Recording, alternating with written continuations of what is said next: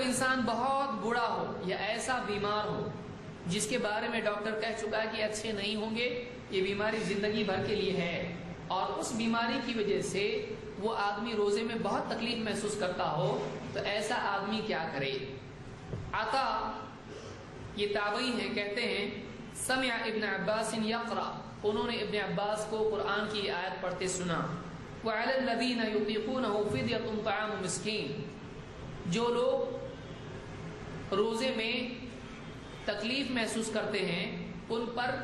ایک مسکین کا کھانا ہے فدیے کے طور پر۔ تو ابن عباس نے کیسے پڑھا اس کو؟ پڑھا وعلی الذین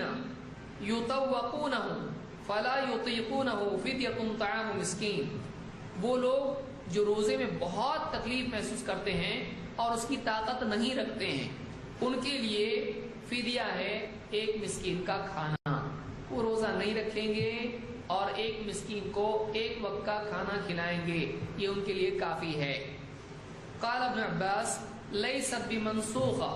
ابن عباس کہتے ہیں کہ یہ آیت منسوخ نہیں ہے۔ هو الشیخ الکبیر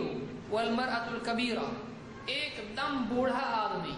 ایک دم بوڑھی عورت، لا یستطیعان ان یصوما، جو روزہ رکھنے کی طاقت نہیں رکھتے ہیں، فیطعمان مکان کل یوم مسکینا، تو یہ لوگ ہر روزے کے بدلے میں ہر دن ایک مسکین کو کھانا کھلائیں گے۔ اس کو امام البخاری نے روایت کیا ہے کتاب التفسیر میں، صحیح بخاری میں۔ اس سے معلوم ہوتا ہے کہ ایک دم بوڑھا مرد، ایک دم بوڑھی عورت، اگر ان کو روزے میں بہت تکلیف ہوتی ہے تو وہ روزہ نہ رکھیں، اور چاہیں تو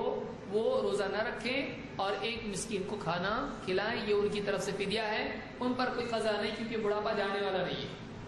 اب یہی چلنے والا ہے۔